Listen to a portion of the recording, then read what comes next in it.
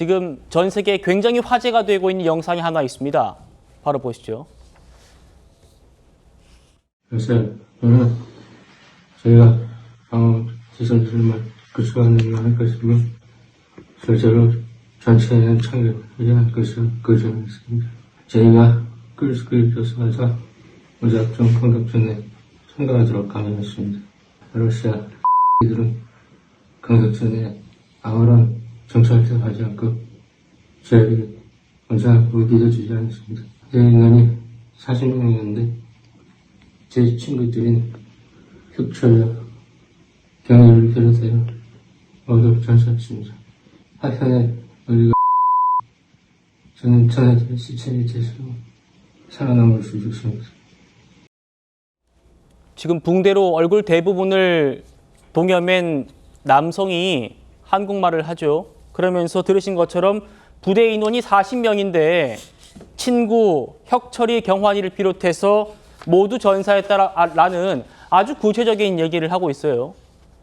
최근에 기억하실 텐데요. 한 매체가 북한군이 우크라이나군과 교전을 벌였고 한 명 빼고 모두 사망했다라는 외신 보도가 있었잖아요.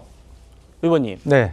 혹시 그 혼자 살아남았다는 그 북한 병사가 저 사람 아닌가? 지금 그래가지고 지금 논란인데 이게 사실인지는 좀 진위는 좀 더 파악을 해봐야 될 것 같습니다. 그렇습니다. 저도 이걸 신중하게 좀 지켜볼 필요가 있다고 보는데요. 예. 우리 정보기관에서도 그 뉴스에 대해서 확인된 바 없다 이런 입장을 밝혔죠. 그리고 참고로 이제 우크라이나 이제 여러 매체, SNS를 포함해서 매체를 보면 사실 우리가 이제 같은 자유민주주의 체제 국가로서 그리고 북한군이 이제 참전을 하기 때문에 좀 더 적극적 관심 갖고 지원을 해줘야 되는 건 맞습니다만 예. 우크라이나 입장에서는 굉장히 좀 아쉽잖아요. 우리나라, 미국이나 유럽의 이제 우리나라에 대해서 상당히 많은 지원을 해주기를 바라는 상황이기 때문에 뭐 일종의 심리전, 뭐 인지전이라고 표현되는데 그런 우리 동정심 뭐 이런 것들을 유발할 수 있는 이런 뉴스를 좀 과장해서 만들어내는 경우도 종종 있는 것 같습니다. 심리전을 하기 위해서 일부러 과정에서 만들어내는 그런 걸 수 있다라는 그러니까 말씀이에요. 국제 여론, 우크라이나 지원에 대한 국제 여론을 좀 환기시키기 위해서 그렇게 이제 과장된 또 사실과 다른 뉴스를 만들어내는 경우도 있기 때문에 그거는 이제 그런 부분은 우리가 좀 신중하게 바라볼 필요가 있을 것 같습니다. 예. 방금 저희 화면 나갔습니다만 리투아니아 언론에서 40명의 그 쿠르스크 교전에서 유일하게 혼자 북한군 남성 한 명이 살아남았다. 그 한 명이 브라트인 신분 증명 서류를 소지했다라는 얘기를 했기 때문에 혹시 그 사람이 이 사람인가? 라는 물음이 있고 전 세계가 지금 이 화면에 주목을 하고 있는 건데요. 이 남성 얘기 좀 더 들어보시죠. 이 전쟁은 시험과 같이 저희 자녀들이 일기 실로 이용되어 모두 희생된 것입니다. 크루스크는 진 러시아장의 아닙니다. 우크라이나 군대는 최신 영문기에 둘러보정됐고 확강한 유력을 가지고 있습니다. 반면 러시아 군대는 너무나 많은 군인들을 잃었고 저희와 같은 병사들을 공격선에 내전이 있는 상태입니다.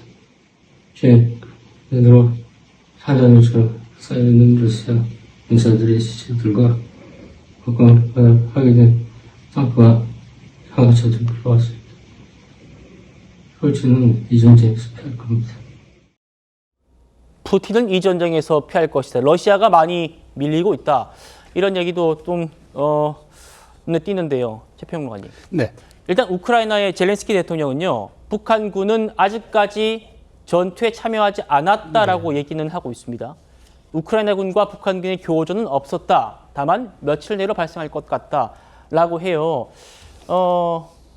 우크라이나 대통령이 정보를 뭐 숨길 일은 아닌 것 같고 그러면 저 영상은 의원님 말씀대로 뭔가 심리전에 좀 쓰이기 위해서 제작됐다 이렇게 보는 측면이 강할까요? 어떻게 보세요? 네, 그렇습니다. 저도 심리전의 측면이 강하다고 보는 게 왜냐하면 확인하기 좀 어려운 부분이 있어서 자 근데 왜 심리전이 이렇게 중요하냐면은 실제 우리 6.25 전쟁 끝나고 북한하고 중공군 그 귀순자들, 그다음 예. 포로들 이런 사람들 다 합해서 조사를 해보니까 가장 많이 응답한 게 전쟁 상황 때문에 귀순했다고 하고 두 번째가 바로 심리전 전단 보고 왔다 이런 그러니까 그때는 영상이 없었으니까 그런 이제 얘기들이 많았거든요. 지금 저건 어떤 것으로 제가 분석되냐면은 사실 저렇게 지금 참혹한 전투를 치러서 최후의 생존자가 저렇게 또박또박한 말로 저렇게 자신의 심경을 정확하게 피력할 수 있을까 조금 의심이 되고 단 하나 이제 여기에서 저렇게 했을 때 지금 그렇지 않아도 여기 파견된 군인들이 대부분 MZ세대나 우리가 흔히 장마당 세대라고 하잖아요.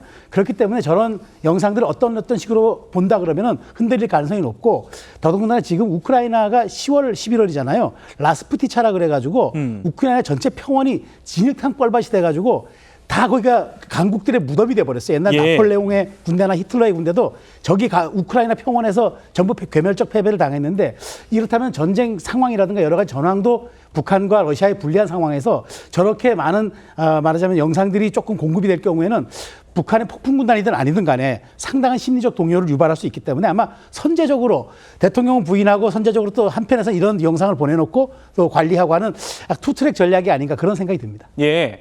오늘 국내임 관련 토론회에서 한 영상이 공개됐는데요. 이걸 저희가 또 받아봤습니다. 러시아군이 우크라이나 군의 자폭 드론에 공격당한 영상인데, 자, 의원님, 네. 오늘 그 토론회에 계셨지 않습니까? 네. 좀 설명을 좀 해주시면요. 네, 제가 이제 발표한 자료에 좀 포함을 시켰는데요. 예. 이게 우크라이나군 SNS에 올라온 영상인데 이 보는 시점은 이제 FPV라고 소형 경주용 민간 드론, 작은 드론입니다. 그 카메라에 찍힌 러시아군의 모습인데 저 병사가 이렇게 내빼다가 총을 쏘기도 하고 이제 계속 피하려고 하는데 집요하게 이제 드론이 쫓아가다가 공격을 하는 겁니다. 예, 자폭 드론인데요. 그래서 특히 이 쿠르스크 인근 지역은 평원지대이기 때문에 피할 데가 없어요. 그래서 드론 공격에 속수무책으로 당하는 모습이고요. 이렇게 이동하는 차량을 또 드론이 공격해서 이제 파괴하는 경우도 자주 발생을 하고 있습니다. 그러니까 북한군이 이제 11군단이라고 최정예는 아니면 정예 특수부대가 들어가지만 북한과는 산이 많은 북한과는 다른 이런 피할 곳이 없는 평원지대에서 드론 공격을 받을 경우 상당한 피해가 우려된다는 것이고요. 그래서 러시아군이 이 우크라이나 군 드론을 두려워하는 그 강도는 정말 우리 상상을 초월한다고 합니다. 어느 정도냐면 이 전차 같은 경우도 이제 드론 공격을 자주 받아서 파괴가 되니까 이 전차 사방에 장갑을 둘러가지고 마치 거북이처럼 보이는. 그러니까 이게 그럼 포탑을 마음대로 움직일 수가 없어요. 그럼에도 불구하고 일단 드론 공격을 피하기 위해서 그렇게 장갑판을 붙여서 일단 심리적인 안정감을 얻으려고 하는 이런 일까지 벌어질 정도로 드론에 대한 공포심이 대단하다는 거죠. 그래서 아마 북한군이 1차로 맞닥뜨릴 피해, 피해로 예상되는 게 이제 드론 공격이고요. 그렇군요. 또 하나 이제 우리가 좀 주목해야 될 게 두 가지가 있는데요. 하나는 이제 언론에도 많이 보던 언어 문제입니다. 러시아군과의 언어 소통 문제. 우리가 6.25 전쟁 때도 영어가 안 통해서 미군과 연합작전에 이제 어려움 겪고 많지 않습니까? 또 하나는 피하 구분이 어렵다는 거예요.